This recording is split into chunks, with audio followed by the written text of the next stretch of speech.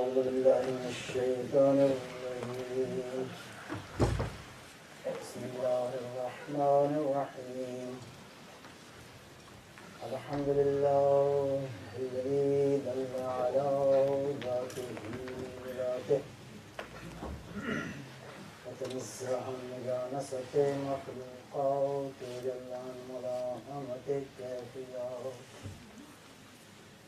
وقرب عن خواطر الظنون وبعد عن ملاحظة العيون علم ما كان قبل أن يكون مالك الملك وأتي الملك من تشاء وتنزع الملك ممن تشاء وتعز من تشاء وتذل من تشاء بيده الخير وهو على كل شيء قدير والصلاة والسلام على سيدنا أشرف الأنبياء والمرسلين خاتم النبيين سيد الأبرار ونخبة الأخيار زين الرسالة والنبوة ينبع الحكمة والفتوى ونبي الأنبياء وسفي الأصفياء الذي بنوره استوت الأنوار واستنكارت الشموس والأقمار وبظهوره تجلت الأسرار الذي في السماء اسمه أحمد وفي الأرض بالقاسم محمد اللهم صل على محمد وآل محمد وعلى علي بن عمه كاشف غمه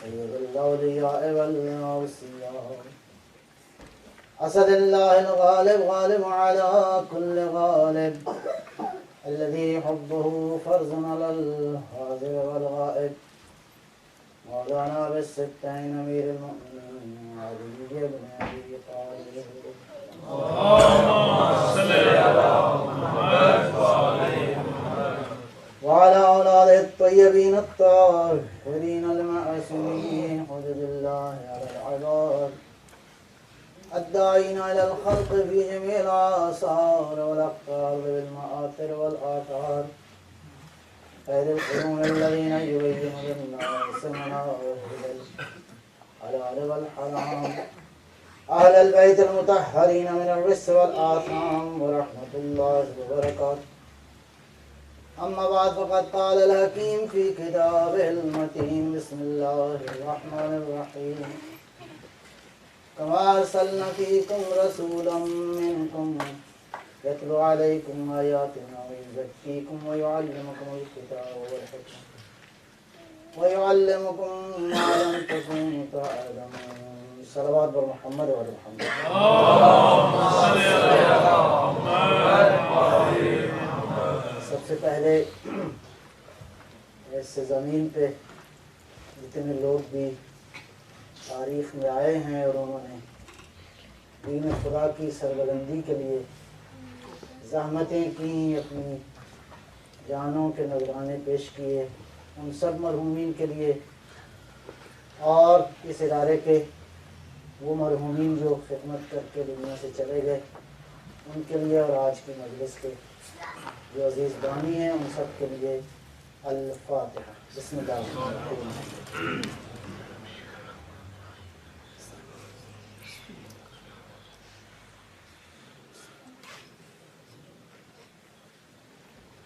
صدا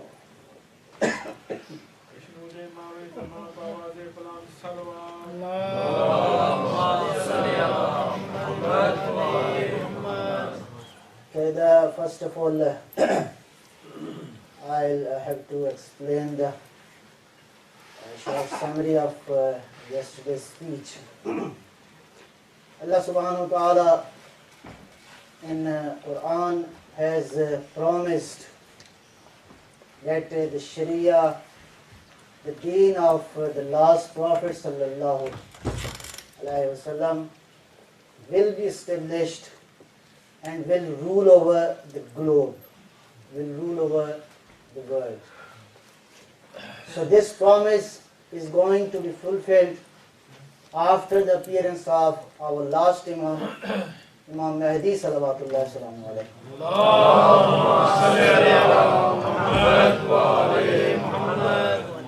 The question is this, and it's a very important question.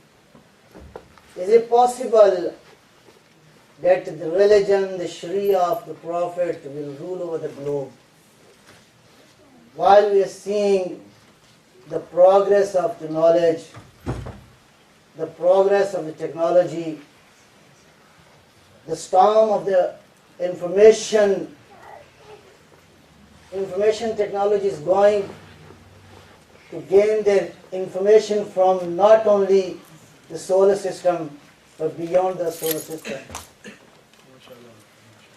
So, can we answer this question, whether this religion will be established, the Sharia of the last Prophet will rule over the world? The only school of thought of the Ahlul Bayt salawatullahi salamu alayhi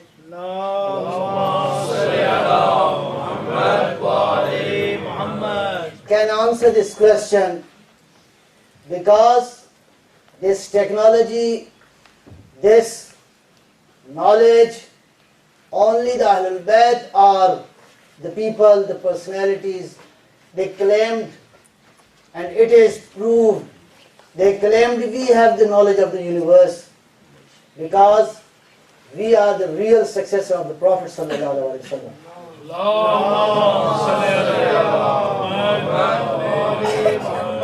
And I gave the example for my youth. Few centuries ago, Imam Sadiq salawatullahi salamu alayhi, in Medina he announced, he said to the people, there are some stars in this universe. The light of these stars are very high or greater than the light of the sun. Even the light of the sun is zero, is nothing against the light of these stars.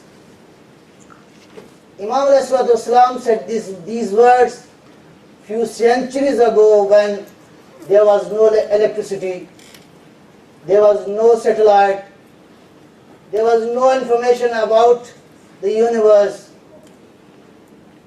And this word of Imam al-Islam became proved in first time in 1963.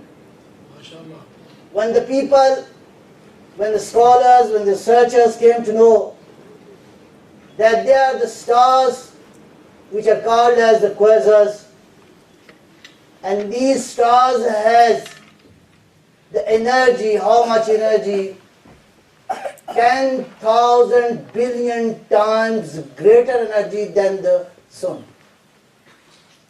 Which sun?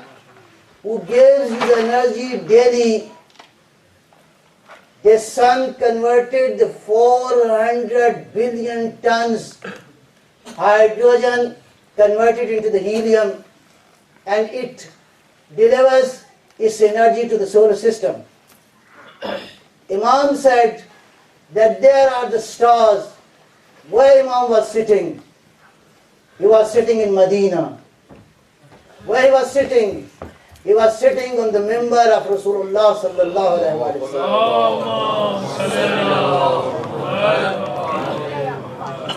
So surely there is no doubt in it. Verily the Imam of the time, when he is coming, he will have the knowledge of all the prophets. And that day, the people will know how Imam has power to approach this universe. Because we read in the Dua Nudba, there are some sentences in the Dua Nudba. What type of civilization will Imam establish? What type of Sharia Imam will implement on this globe? أين المدخر لتجديد الفرائض والسنن أين المعمل لإحياء الكتاب وحدوده. Where is he? He will establish the Sharia. He will implement the faraiz and the sunan. Who is he? أين السبب المتصل بين الأرض والسماء. It's very important. Who is the Imam? Imam is the sabab al-ittisal, means Imam has joined this earth to the heavens, to the skies. It is due to Imam all this system of the universe is working on it, in orbits.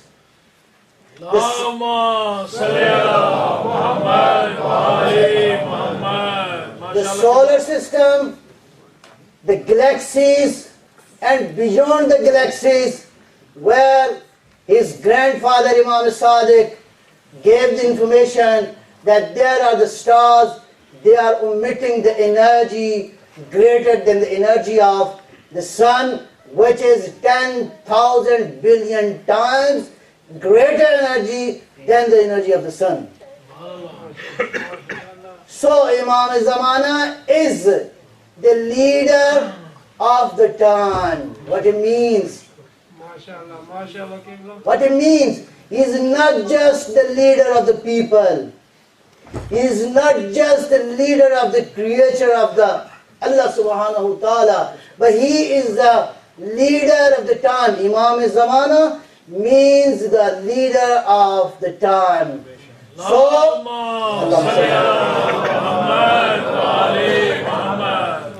So, time is following his leader. Imam is the leader of the time, means Imam's personality is beyond the time and the space.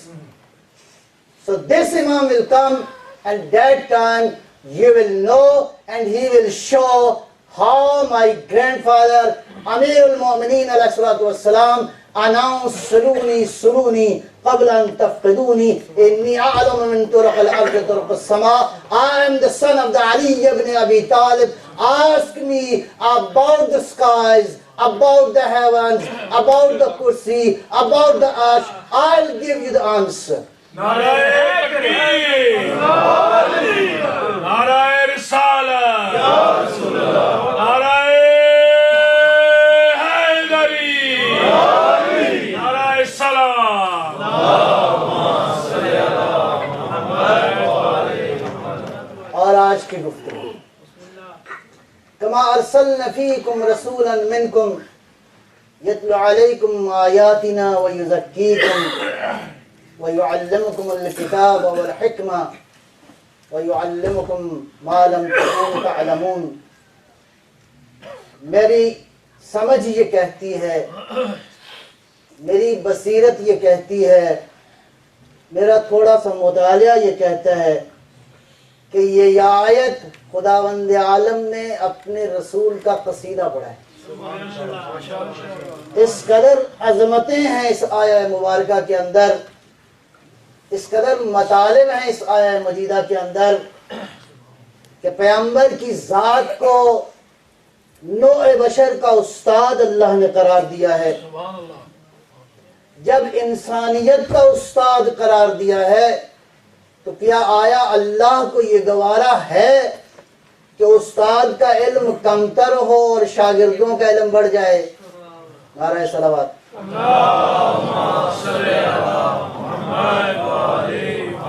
یہ ہم ہیں، یہ دعویٰ کرتے ہیں کہ ہم ان نمائندگان الہی کو مانتے ہیں جن کا علم اس عالم کے علوم سے بہت بالا تر ہے. اس لیے کہ یہ آیا آخر میں جو لفظ کہہ رہی ہے وہ لفظیں بڑی غور ہیں. یعلمکم ما لم تکونوا تعلمون. تمہیں وہ ہر چیز بیان کر سکتا ہے پیغمبر جو تم نہیں جانتے. ہر وہ چیز جو کچھ نہیں جانتے یہ پیغمبر طاقت اور قوت اور قدرت رکھتا ہے کہ تمہیں ان علوم کی تعلیم دے. اس لیے کہ اللہ نے ارشاد فرما دیا اپنی اسی کتاب کے اندر، علمک ما لم تکن تعلم، میرا حبیب ہم نے جو کچھ نہیں جانتے تھے ہم سارا علم تمہیں دے دیا ہے۔ سبحان اللہ، ماشاءاللہ، صلوات بر محمد و آل محمد۔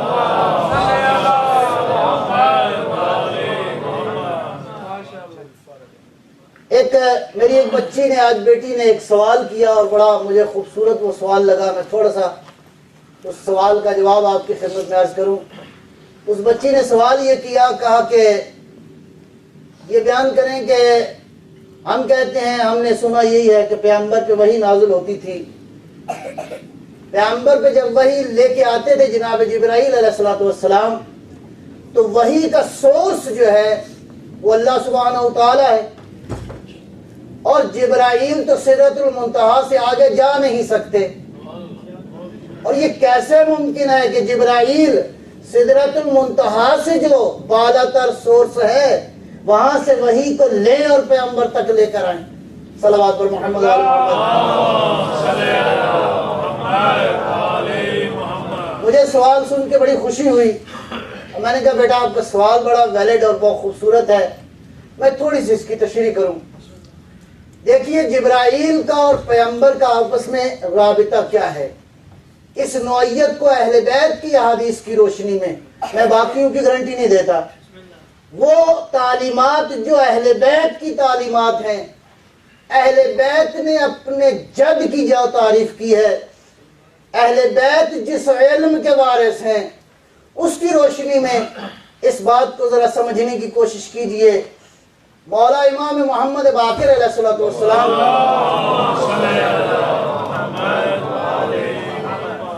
کی خدمت میں ایک شخص نے سوال کیا، کہا مولا یہ بیان کیجئے کہ پیغمبر کے بارے میں ہم نے سنا ہے کہ جب کبھی وحی نازل ہوتی تھی جبرائیل آتے تھے تو حضور کے بدن پر کپکپی ہوتی تھی، حضور پریشان ہوتے تھے، سنگینی اور بوجھ محسوس کرتے تھے اور بیٹھ جاتے تھے۔ بعض اوقات یہ بھی ہوتا تھا کہ زمین نیچے دھنس جاتی تھی، بعض اوقات سواری پہ بیٹھے ہوتے تھے تو سواری بیٹھ جاتی تھی۔ آیا جب بھی جبرائیل آتے تھے تو پیغمبر کی یہی کیفیت ہوتی تھی؟ اب لوگوں کی نظر میں تو یہی کچھ ہے کہ جبرائیل آئیں تو پیغمبر گھبرا جائیں، جبرائیل آئیں تو پیغمبر کو سمجھ میں نہ آئے، جبرائیل آئیں تو پیغمبر پریشان ہو جائیں، بلاخر کسی اور سے جا کے پوچھیں کہ میرے ساتھ کیا ہوا ہے۔ نہیں، ایسا نہیں ہے۔ پیغمبر کی ذات اقدس کا تعلق جبرائیل، اور جبرائیل کو معمولی فرشتہ نہیں ہے، جبرائیل اللہ کا وہ برگزیدہ فرشتہ ہے کہ جس کو اللہ نے بڑی بڑی قوتیں دی ہیں، بڑی طاقتوں کا مالک ہے، ایک لحظے میں ادھر ہے اور ایک لحظے میں ادھر ہے۔ وہ جبرائیل جب فرزند پیغمبر سے یہ سوال کیا گیا کہ جبرائیل جب آتے تھے تو یہ کیفیت ہوتی تھی، فرمایا ہرگز جبرائیل جب آتے تھے تو حضور کی یہ کیفیت نہیں ہوتی تھی۔ اللہ اکبر، نعرہ حیدری۔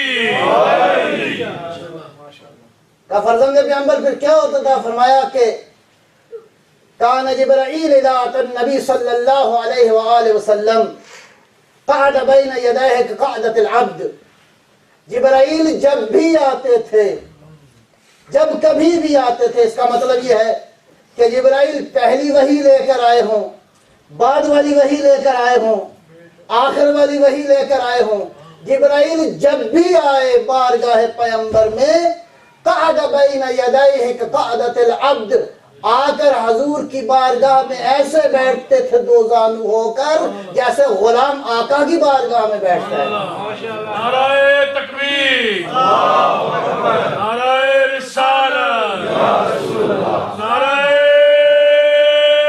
حیدری، نعرہ سلام۔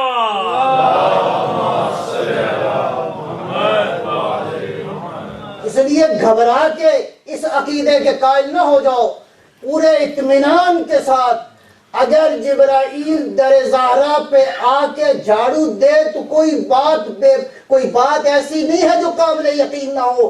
یہ در زہرا ایسا دروازہ ہے کہ یہ زہرا کا دروازہ نہیں، یہ بضعۃ الرسول کا دروازہ، جو جزء رسالت ہے۔ اگر اس کے دروازے پہ آ کر اگر نوکری کرے جناب جبرائیل علیہ السلام تو بالکل اس کو یقین کے ساتھ قبول کرو کہ یہی وہ دروازہ ہے جہاں جبرائیل دو زانو ہو کر آ کے بیٹھتا ہے۔ سبحان اللہ سبحان اللہ ماشاءاللہ اللہم صلی علی محمد۔ فرزند پیغمبر پس پیغمبر کی یہ حالت کیسے کیوں ہوتی تھی تو میں اب اس کا جواب دوں گا۔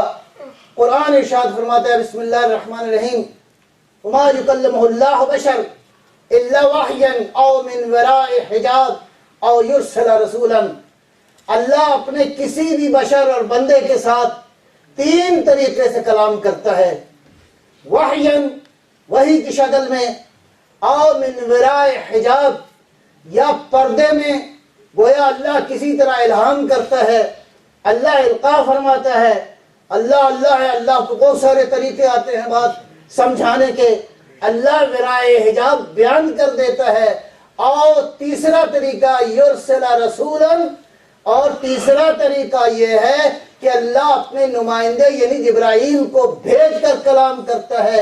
تو یہ جو تین طریقے ہیں، پہلا طریقہ وحیاً گویا اللہ براہ راست خطاب کرتا ہے یا ورائے حجاب خطاب کرتا ہے، اور یرسل رسولاً خطاب کرتا ہے۔ فرزند پیغمبر جب جبرائیل آتے تھے تو بارگاہ رسالت میں دو زانو ہو کر بیٹھتے تھے، یہ کیفیت کب ہوتی تھی تو پیغمبر کا بیٹا فرزند پیغمبر بلکہ جانشین حقیقی پیغمبر کی زبان گویا ہوئی، اوسائل سن کہ یہ کیفیت کہ پیغمبر کا وجود کے اوپر کپ کپی ہوتی تھی، پسینہ آ جاتا تھا، طاری ہو جاتی تھی، پریشانی کا عالم ہوتا تھا، یہ اس وقت ہوتا تھا اذا تجلی ربہ، جب پروردگار براہ راست متجلی ہوتا تھا اپنے بات۔ سبحان اللہ اللہم صلی اور اس بات کی بھی دلیل قرآن سے دیتا ہوں۔ قرآن میں بہت ساری آیات ہیں، ایک آیت یہ ہے کہ میرا حبیب انکا لتلقی القرآن من لدن حکیم علیم، میرا حبیب تو نے قرآن لیا ہے کہاں سے؟ من لدن حکیم علیم۔ آیت یہ بتا رہی ہے کہ اللہ کے نبی نے قرآن لدن حکیم علیم، حکیم علیم سے لیا ہے۔ جب حکیم علیم سے لیا ہے تو درمیان میں جبرائیل نہیں ہے، درمیان میں واسطہ نہیں ہے، درمیان میں کوئی تعلق اور نہیں ہے، ادھر حبیب ہے، ادھر محبوب ہے، ادھر سے علم آ رہا تھا، ادھر سینے میں سمویا جا رہا ہے۔ سبحان اللہ ماشاءاللہ قبلہ حاضری اللہم صلی محمد لہذا اس نبی کی شریعت اللہ نے وعدہ فرمایا ہے کہ زمین پہ نافذ ہوگی۔ دیکھو کہ یہ شریعہ مبارکہ جو نافذ ہوگی، اس کے نفاذ کے لیے شریعت میں نافذ ہونا ہے۔ ہماری ڈیوٹیز کیا ہیں، ہماری ذمہ داری کیا ہے، اس شریعت کے نفاذ کے لیے ہم نے کیا کرنا ہے؟ چلتے ہیں بارگاہ قرآن میں دوبارہ۔ بسم اللہ الرحمن الرحیم یا ایھا الذین آمنوا استجیبوا للہ وللرسول اذا دعاکم لما یحییکم، ایمان والو جب اللہ پکارے، جب اللہ کا رسول پکارے، جب یہ دعوت دیں تو کیا کرو؟ اس دعوت پہ لبیک کہو۔ اللہ اور اللہ کا رسول جب دعوت دیں تو اس دعوت پہ لبیک کہو۔ ابھی تک دعوت کی آواز آ رہی ہے، ابھی تک دعوت باقی ہے، اس لیے کہ لبیک کہنے والے باقی ہیں، اس لیے کہ شریعت ابھی نافذ نہیں ہوئی، ابھی شریعت نے نافذ ہونا ہے۔ اللہ کی آواز آ رہی ہے، رسول کی آواز آ رہی ہے، ایمان والے موجود ہیں۔ ایمان والو کیا کرو؟ دعوت رسول پہ لبیک کہو۔ یہ دعوت رسول جب آ جائے تو لبیک کہو۔ یہ لبیک تم کیوں کہو؟ لما یحییکم، اللہ چاہتا ہے تم بھی زندہ ہو جاؤ، خدا کا رسول چاہتا ہے کہ تم زندہ ہو جاؤ۔ یہ دعوت اس لیے ہے کہ تمہیں زندگی دے دی جائے۔ ماشاءاللہ ماشاءاللہ اللہم صلی محمد لہذا ان زندوں کو، یہ جو زمین پہ زندہ پھر رہے ہیں، لگتا یہ ہے کہ قرآن کی نظر میں یہ زندہ نہیں ہے، اللہ کی نظر میں یہ زندہ نہیں ہے، رسول کی نظر میں یہ زندہ نہیں ہے، اس لیے کہ یہ جو کھانا ہے، یہ جو پینا ہے، یہ جو چلنا پھرنا ہے، یہ زندگی نہیں ہے۔ اس زندگی کا تعلق فزیکل دنیا سے ہے، اس زندگی کا تعلق عالم مادہ کے ساتھ ہے، یہ تمہارے اس وجود کی زندگی ہے۔ رسول چاہتے ہیں تمہیں زندگی دے دیں، گویا تیری روح کو زندگی عطا کر دیں، گویا ایسی زندگی عطا کر دیں کہ اس دنیا میں بھی زندہ ہو جاؤ، آخرت میں بھی زندہ ہو جاؤ، پیغمبر کی بات پہ لبیک کہتے جاؤ گے، پھر موت نہیں ہے، پھر زندگی ہی زندگی ہے۔ جب لبیک کہہ دیا تو پھر موت نہیں ہے، جس نے لبیک کہہ دیا وہ زندہ ہو گیا۔ جس نے آواز پیغمبر پہ لبیک کہا وہ زندہ ہو گیا۔ میں تاریخ کی اور آگ برگردانی نہیں کرنا چاہتا، کلیہ قاعدہ قانون یہ ہے، جس نے آواز پیغمبر پہ لبیک کہا وہ زندہ ہے، اگر مر بھی جائے تو زندہ ہے، اس لیے کہ اللہ کا اعلان یہ ہے کہ میرے حبیب کی آواز پہ لبیک کہو تمہیں زندگی مل جائے گی۔ اور پیغمبر کی آواز پہ لبیک کہنا سیرت طیبہ پیغمبر، سارے مسلمانوں کا اجماع ہے، سارے مسلمانوں کا عقیدہ ہے کہ پیغمبر کی سیرت طیبہ، مصطفیٰ کی سیرت طیبہ ہی در حقیقت زندگی ہے۔ مصطفیٰ کو جو مقامات قرآن نے بیان کیے ہیں، ان مقامات کی روشنی میں، ان درجات کی روشنی میں مصطفیٰ کی اطاعت در حقیقت خدا کی اطاعت، اور بغیر مصطفیٰ کے تم قرآن کیسے سمجھ لو گے؟ بغیر مصطفیٰ کے تم قرآن کو کیسے سمجھ لو گے؟ لوگوں نے خیال یہ کیا، لوگوں نے شاید سمجھا یہ، میں بہت بات کو سمجھانے کے لیے آپ تک یہ بات پہنچانا چاہتا ہوں، البتہ اس میں درد دل ہے۔ پیغمبر کی جتنی شخصیت کو ڈیگریڈ کیا ہے تاریخ نے، کتابوں نے، اس کی مثال نہیں ملتی ما سبق انبیاء کے اندر۔ پیغمبر اسلام صلوات اللہ السلام علیہ، ہمارا عقیدہ اہل بیت کی تعلیمات کی روشنی میں یہ کچھ اور ہے۔ لوگوں نے یہ تصور کیا محمد ایک سیدھا سادہ انسان تھا، ایک شریف سا انسان تھا، بڑے اچھے گھر میں پلا ہوا تھا، لہٰذا اللہ نے کہا محمد یہ کتاب ہے، لوگوں کو دے کے اور آ جاؤ واپس۔ عزیز من ایسا نہیں ہے، اللہ کی یہ کتاب پیغمبر کو جو دی گئی ہے، پیغمبر مظہر کتاب الہی ہے اس دنیا کے اندر، پیغمبر کی شخصیت جلوہ گر ہے اس کتاب میں، یہ کتاب جلوہ گر ہے پیغمبر کی زندگی میں۔ اب آئیے ان چند جہتوں کا میں ذکر کرنا چاہتا ہوں جس کی وجہ سے جس نے پیغمبر کی اطاعت کی اس کو زندگی مل گئی۔ پہلے مرحلے میں قرآن کیا ارشاد فرماتا ہے؟ بسم اللہ الرحمن الرحیم، دیکھو میرا نبی جو فیصلہ کر دے اس کی فیصلے کے سامنے سوال نہیں کرنا۔ میرا نبی جو سٹیٹمنٹ دے دے اس سٹیٹمنٹ کے اوپر اعتراض کا تمہیں حق نہیں ہے۔ بسم اللہ الرحمن الرحیم، فلا وربک لا یؤمنون حتی فیما شجر بینہم، اگر خدا کی قسم، اللہ یہ کہتا ہے، اللہ تیرے رب کی قسم، یہ لوگ صاحبان ایمان ہیں ہی نہیں۔ اللہ یہ کہتا ہے کہ یہ لوگ صاحبان ایمان نہیں ہیں، کیوں؟ فیما شجر بینہم، ایک سلوات ذرا فرمائیے گا۔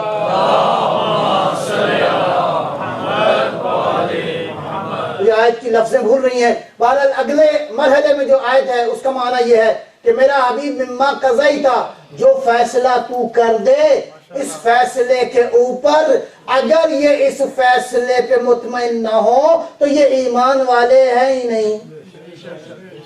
اور نبی کا فیصلہ حتمی فیصلہ ہے، اور اس کے بعد جب یہ اس فیصلے کو مان لیں وَيُسَلِّمُوا تَسْلِيمًا، خالی اس فیصلے پہ خاموشی نہیں بلکہ سرنڈر ہو جائیں، بس نبی کا فیصلہ آخری فیصلہ ہوگا، اس فیصلے کے علاوہ تمہیں فیصلے کا اختیار نہیں ہے۔ یہ پہلا مورد۔ اور دوسرا مورد، پیغمبر کی اطاعت، اللہ ارشاد فرماتا ہے من یطع الرسول فقد اطاع اللہ، پیغمبر کی اطاعت ہی در حقیقت اللہ کی اطاعت ہے۔ تیسرے مرحلے میں ارشاد فرمایا لَقَدْ كَانَ لَكُمْ فِي رَسُولِ اللَّهِ أُسْوَةٌ حَسَنَةٌ، اللہ کے رسول کی زندگی تمہارے لیے اسوہ کامل ہے، رول ماڈل ہے۔ ایسی آیات کی روشنی میں پیغمبر کا حکم امت کے لیے واجب ہے۔ اگر زندگی چاہتے ہو تو پیغمبر کی اطاعت کرو۔ صلوات پر محمد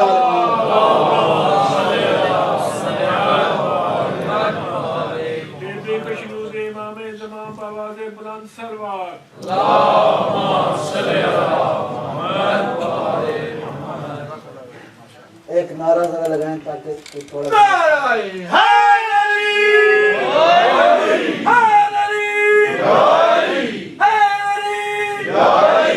پانچ نعرے پانچ تلی سپر پاور نعرہ حیدری حیدری حیدری نعرہ سلام۔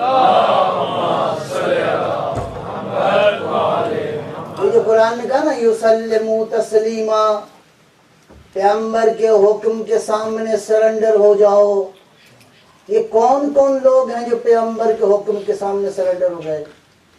رول ماڈل چاہیے آپ کو، تاکہ جس طرح یہ لوگ سرنڈر ہو گئے پیغمبر کے حکم کے سامنے، ان کو دیکھ کے یہ امت بھی کہے کہ ہم اسی طرح سرنڈر ہو جائیں پیغمبر کے حکم کے سامنے۔ کسی نے امام صادق علیہ السلام سے سوال کیا،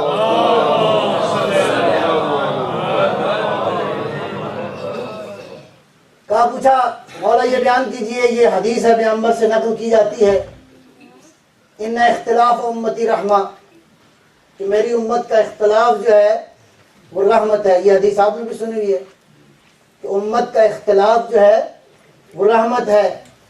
اب پوچھا کہاں سے ہے؟ جو پیغمبر کے علم کا وارث ہے۔ فرمایا کہ اس کا وہ معنی نہیں ہے جو تم سمجھتے ہو، کہ اختلاف کا معنی یہ نہیں ہے کہ امت آپس میں اختلاف کرے اور یہ اختلاف جو ہے وہ رحمت ہے۔ کہاں اختلاف باعث رحمت ہوتا ہے؟ جہاں اختلاف ہو گیا وہاں جنگ ہے، جہاں دو آدمی اکٹھے ہو گئے وہاں اختلاف ہوا، جہاں تین ہو گئے اختلاف بڑھ گیا، جہاں چار ہو گئے وہاں اختلاف اور بڑھ گیا۔ ایون جو قریبی ترین رشتے ہیں ان کے اندر بھی اختلاف بڑھ گیا، یہاں تک کہ جتنی نسل آدم ہے جیسے جیسے یہ نسل بڑھتی جا رہی ہے یہ اختلافات بڑھتے جا رہے ہیں۔ برادریوں کے اندر اختلافات ہیں، قوموں کے اندر اختلافات ہیں، انسانوں کے اندر اختلافات ہیں، کوئی ایک دوسرے کو قبول کرنے کو تیار نہیں ہے۔ درمیان میں جناب شیطان نے کہیں حسد کا ٹیکہ لگا دیا ہے، کہیں بغض کا ٹیکہ لگا دیا ہے، کہیں کینے کا انجیکشن لگا دیا ہے۔ لہذا ان خصوصیات کے ہوتے ہوئے کیا یہ اختلاف رحمت ہے یا باعث رحمت ہے؟ صلوات پر محمد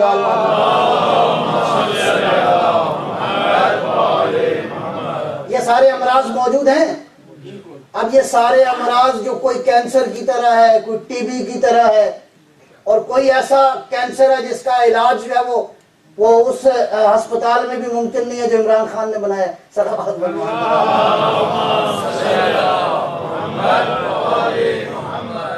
اور جیسے جیسے یہ امت میں اختلاف پیدا ہوا، یہ اختلاف رحمت کا باعث نہیں ہے بلکہ زحمت کا باعث ہے۔ البتہ ہمیں ایک مثال نظر آتی ہے، ایک برادری ایسی ہے، ایک خاندان کو میں جانتا ہوں جن کے درمیان اختلاف نہیں ہے۔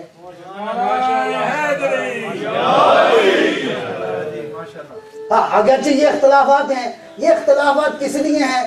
اس لیے کہ حسد ہے، اس لیے کہ جاہ پرستی ہے، اس لیے کہ ہر ایک کو اپنی ناک کی حفاظت کرنی ہے، ہر ایک کو اپنی کرسی کی حفاظت کرنی ہے، ہر ایک کو اپنی ڈیزینیشن کو محفوظ کرنا ہے، ہر ایک کو اپنی کیا کہتے ہیں دنیا کے اندر حیثیت کو باقی رکھنا ہے۔ لہذا یہ ساری حیثیتیں برقرار رکھنے کے لیے جب تک اختلاف نہ کیا جائے کرسی ملتی نہیں، جب تک اختلاف نہ کیا جائے نہ کرسی ملی، نہ اقتدار ملا، نہ شہرت ملی۔ لہذا اختلاف رحمت کا باعث نہیں ہے۔ جب فرزند پیغمبر سے یہ بات پوچھی گئی کہ آیا اختلاف رحمت ہے، ارشاد فرمایا اس اختلاف کا یہ معنی نہیں ہے، اختلاف کے دو معنی ہیں۔ ایک معنی وہ جو تم سمجھے ہو، اور ایک معنی جو قرآن بیان کرتا ہے، قرآن نے یختلف کا معنی لفظ استعمال کیا ہے کس کے لیے؟ لیل و نہار کے لیے، کہ دیکھو یختلف کا معنی یہ ہے، اختلاف کا معنی ہے آنا اور جانا، رات دن کے پیچھے جاتی ہے، دن رات کے پیچھے جاتا ہے، اختلاف کا معنی ہے آنا اور جانا، کم اینڈ گو، آنا اور جانا، ایک دوسرے کے ساتھ دید و بازدید کرنے کا معنی ہے اختلاف۔ لہذا جب یہ معنی موجود ہے قرآن کی آیات کی روشنی میں، تو اب پیغمبر کے بیٹے نے یہ آیہ مجیدہ سورہ توبہ کی تلاوت فرمائی، فرمایا اس کا معنی یہ ہے کہ یہ اختلاف رحمت نہیں ہے۔ کیوں؟ انما الدین واحد، دین واحد ہے، جہاں دین واحد ہو وہاں اختلاف نہیں ہوتا۔ ماشاءاللہ اللہم صلی علی محمد وآل محمد۔ انما الدین واحد، جب دین ایک ہو تو اختلاف نہیں ہوتا۔ اس کا مطلب ہے اختلاف کہاں نہیں ہوتا؟ جہاں فکروں میں ہم آہنگی آ جائے، جہاں تصورات میں کوارڈینیشن آ جائے، جب ایک ہی ہدف کے لیے لوگ گامزن ہو جائیں، جب آبجیکٹو ایک ہو، ہدف ایک ہو، مقصد ایک ہو، پلاننگ ایک ہو، پروگرام ایک ہو، تو اختلاف نہیں ہوتا۔ ہم اور آپ ایک برادری کو جانتے ہیں، ایک خاندان کو جانتے ہیں، اس خاندان کے افراد کی تعداد ہے 1,24,000۔ پہلے کو دیکھو، اس نے دوسرے کا اختلاف نہیں کیا، دوسرے نے پہلے سے اختلاف نہیں کیا، بلکہ ہر آنے والے نے اپنے بعد والے کی بشارت دی ہے، اور بعد میں آنے والے نے پہلوں کی تصدیق کی ہے۔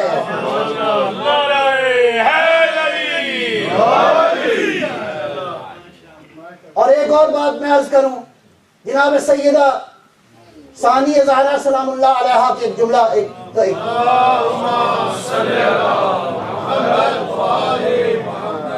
اور خدا کی قسم ایسا بلند یہ جملہ ہے، ایسا باعظمت جملہ ہے، میری جان اس قابل ہو کہ دختر امیر المؤمنین پہ قربان ہو سکے۔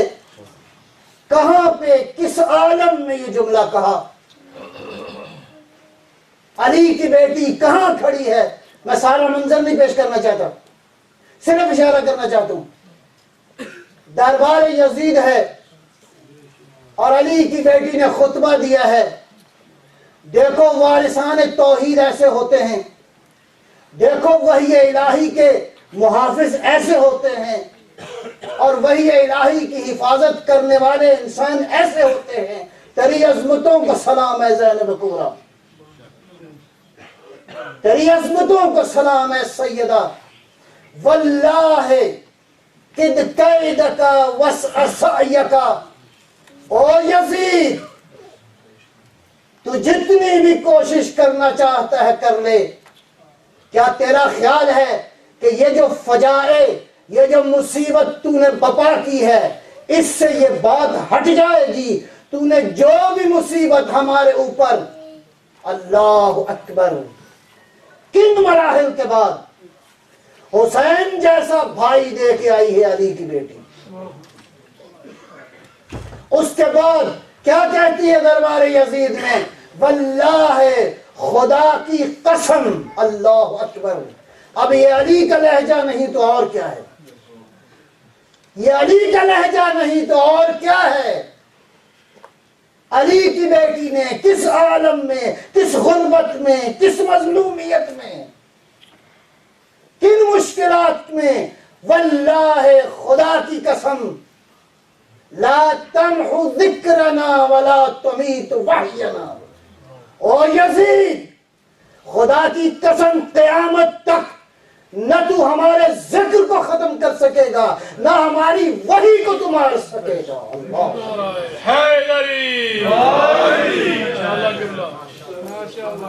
خدا کی قسم آج زینب کا بھی ذکر باقی ہے، آج وحی الہی کے تذکرے بھی باقی ہیں۔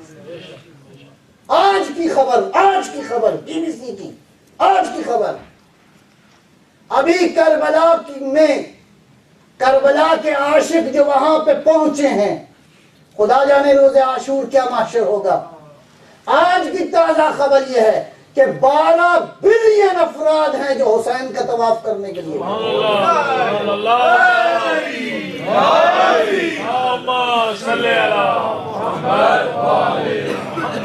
علی کی بیٹی نے یہ منظر دیکھا ہوگا،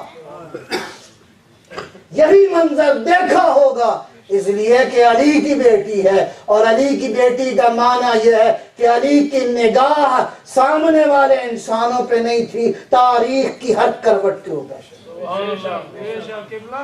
آنے والے ہر انسان کے اوپر تھی۔ علی کی بیٹی نے اس منظر کو دیکھ کر کہا تھا، او یزید، حسین بھی باقی رہے گا، وہی الہی کا ذکر بھی باقی رہے گا۔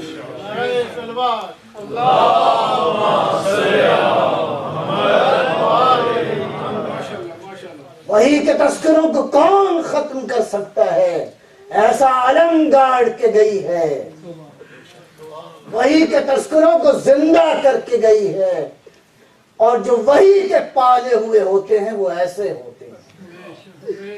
یہ فاطمہ زہرا کی چادر کے سائے تلے پلنے والے لوگ کیسے ہوتے ہیں؟ وہی کے محافظ ان کو کہتے ہیں،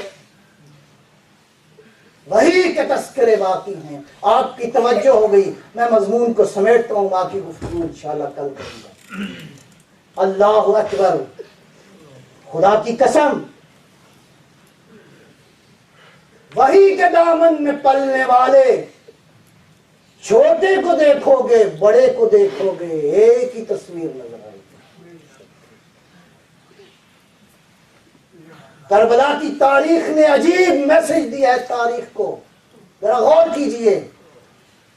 جناب مسلم بن عقیل کے 2 فرزند جب قتل ہونے لگے تو کیا کہا؟ آخری بات کہا، او قاتل، ہمیں 2 سجدے بارگاہ معبود پہ کرنے دو۔ اللہ اکبر، تم حسین کے سجدوں کا ذکر کرتے ہو، آؤ دیکھو مسلم نے کیسے بچے پال کے دیے ہیں۔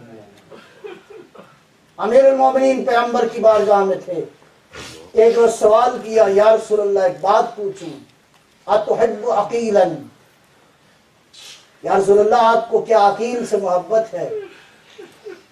پیغمبر خدا نے 2 باتیں فرمائی، فرمایا 2 وجہ سے مجھے عقیل بڑا ہی محبوب ہے، لحب ابی طالب، اللہ اکبر، یا رسول اللہ آپ کو اپنے چچا سے اتنی محبت کہ جہاں ابو طالب آ جائے پیغمبر کے لیے وہ بات اسوہ بن جائے۔ کہا اس لیے کہ ابو طالب کو عقیل بڑا پسند تھا، مجھے بھی محبوب ہے، وحبا لہ، اور دوسری بات یہ ہے کہ عقیل اس قابل تھا، اس قابل ہے کہ اس سے محبت کی جائے۔ اور وہاں پہ ابھی مسلم چھوٹے سے ہیں، آج میں مسلم کا ذکر کرنا چاہتا ہوں، حسین کا سفیر، اللہ اکبر، بالکل اس شجاعت کا وارث ہے جس شجاعت کو آپ عباس میں دیکھتے ہیں، اسی شجاعت کا وارث ہے مسلم بن عقیل ابن ابی طالب۔ اس روز جب مسلم چھوٹے تھے، یا علی آج ایک اعلان کر رہا ہوں، ان ولدہ مقتول فی حب ولدہ،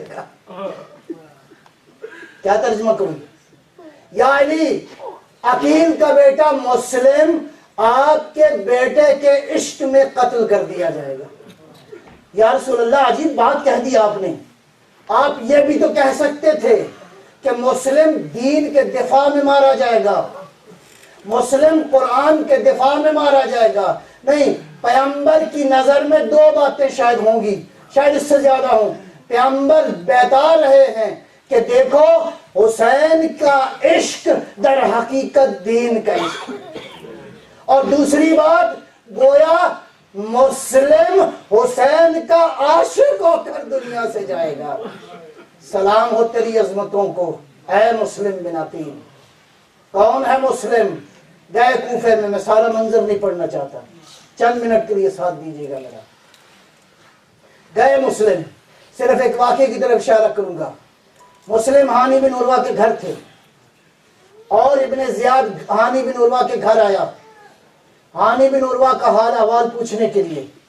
دوستوں نے طے یہ کیا تھا جناب مسلم کے ساتھ، کہا تھا کہ جب یہ آئے تو اس کو مار دیا جائے۔ جناب مسلم نے یہ بات وعدہ کیا، کہا ٹھیک ہے، لیکن ہوا یہ کہ ابن زیاد آیا اور واپس چلا گیا، یہ واقعہ نہ ہوا۔ میں آپ سے پوچھتا ہوں، تاریخ کے مورخ سے پوچھتا ہوں، کیا ابن زیاد ایک آدمی کا قتل کرنا مسلم کے لیے مشکل تھا یا آسان؟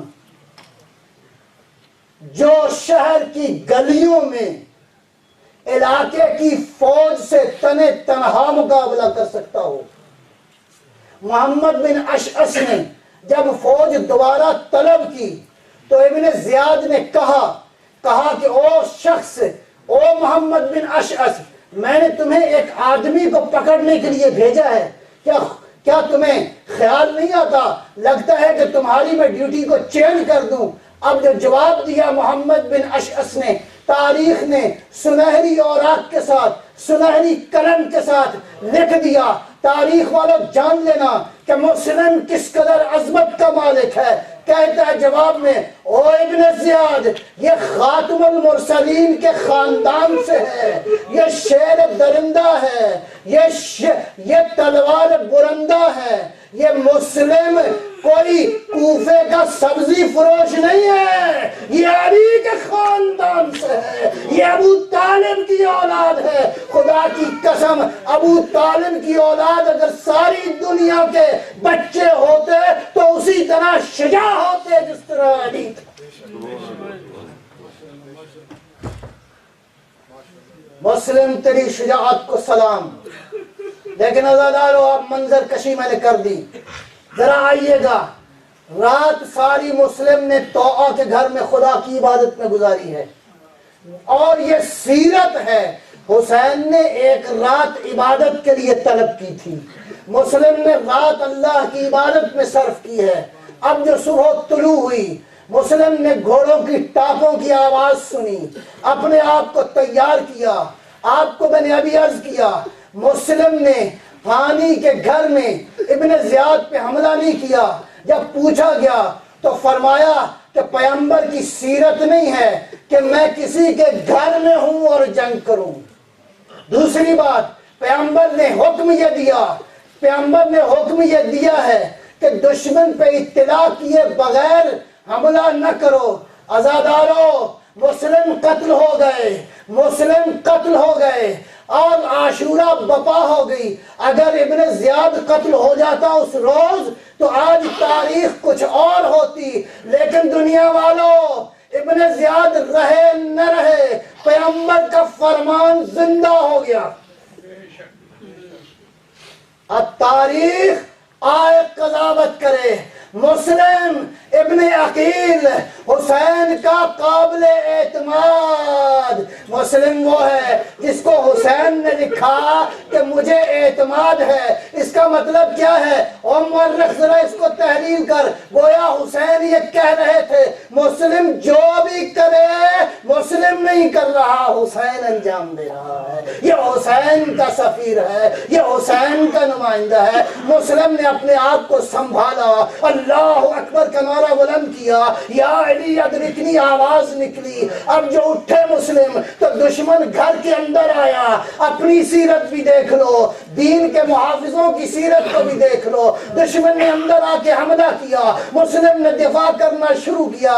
عزادارو، ایسے میں سنو گے کیا ہوا کہ کچھ ظالم تو آ کے گھر کی چھت پہ گئے، کچھ فوجی، اور وہاں سے جب دیکھا کہ یہ شیر قابو میں نہیں آ رہا، یہ شیر قابو میں نہیں آ رہا، ساری فوج کو آگے لگا رہا ہے، ظالموں نے کیا کیا؟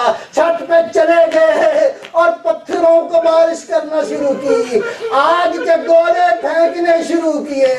اب جب دیکھا کہ یہ دغا کر رہے ہیں، مسلم نے اپنے آپ کو سنبھالا، باہر نکلے۔ ادھر یہ سوال و جواب ہوا اور ابن زیاد نے کہا مسلم تلوار سے قابو نہیں آئے گا، اس کو امان کا وعدہ دو اور گرفتار کر کے لے آؤ۔ میں نے منظر سارا چھوڑ دیا۔ اب جو مسلم کو امان کا وعدہ دے کر پکڑ لیا گیا، اور پکڑنے کے بعد ہاتھ جب پیچھے باندھ دیے تو مسلم نے کہا انا للہ و انا الیہ راجعون۔ کہا کیوں کہہ رہے ہو؟ کہا بالکل سمجھ میں آ گئی ہے، یہ تمہارے فریب کی ابتدا ہے۔ ایسا شجاع گیا دار العمارہ میں، ذرا منظر سنیے گا کسی نے دیکھا کہ مسلم کی آنکھوں میں آنسو ہیں، مسلم رو رہے ہیں، کسی نے آواز دی، کہا مسلم تیرے جیسا شجاع اور اس کی آنکھوں میں آنسو۔ جب مسلم نے یہ بات سنی تو سنو گے عزادارو، مسلم نے کیا جواب دیا؟ کہا اپنے لیے نہیں رو رہا، اب کی للحسین، رو رہا ہوں کہ میرے مولا حسین پہ کیا گزر گئی، اور ظالم رو رہا ہوں کہ حسین تنہا نہیں ہے، زینب و کلثوم ساتھ ہیں، سکینہ بنت الحسین ساتھ ہیں، مسلم کی آنکھوں میں آنسو ہے۔ اللہ دارالعمارہ کی چھت ہے، ایک مرتبہ نگاہ کی کربلا کی راہوں پہ، اور یہ جو زیارت آج پڑھتے ہو یہ جناب مسلم کی سنت ہے کہ حسین قریب نہ ہو تو دور سے کہہ دو السلام علیکہ۔ دارالعمارہ کی چھت پہ میرے آقا مسلم کا آخری سلام قبول ہو۔ ادھر منظر کیا تھا؟ حسین کی آنکھوں میں آنسو تھے۔ عباس نے گھبرا کے پوچھا، کہا مولا کیوں رو رہے ہو؟ کہا عباس ذرا کوفے دیکھنا، اب جو نگاہ کی تو مسلم کا گردن تھی اور ظالم کی تلوار تھی۔ عباس جیسے شیخ اجازت چاہی، کہا مولا اذن دو ابھی پہنچتا ہوں۔ کہا عباس تمہارے جانے کی ضرورت نہیں ہے، ابھی تو دارالعمارہ کی چھت دیکھی ہے، ذرا زمین پہ دیکھنا۔ جب زمین پہ دیکھا ایک کالے پردے والی بی بی تھی، چادر پھیلائی ہوئی تھی، اور میرا لال مسلم بقی چھوڑ کے آئی ہوں، آ جاؤ میرا لال، انا للہ و انا الیہ راجعون۔ حسین نے کیا کیا؟ مسلم کی بیٹی کو بلایا، کہا مسلم کی بیٹی کو لے کر آؤ۔ اب حسین نے بیٹی کو اپنی گود میں بٹھایا، بیٹی کو پیار کرنا شروع کیا، بیٹی کو محبت سے پیش آئے۔ حیران ہوئی مسلم کی بیٹی، کہا مولا یہ پیار تو ایسا لگ رہا ہے جیسے میرا بابا مارا گیا۔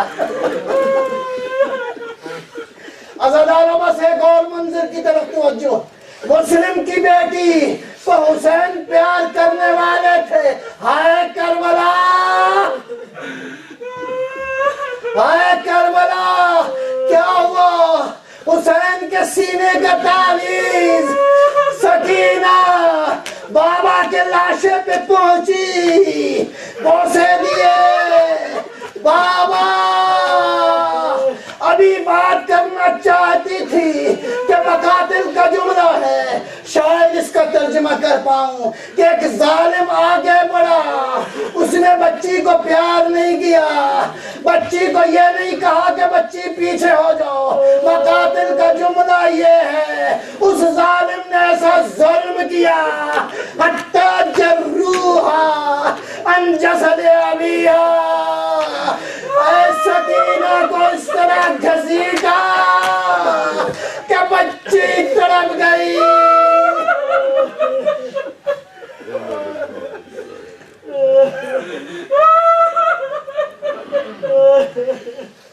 موت میں حسین، یا حسین، یا حسین، یا حسین۔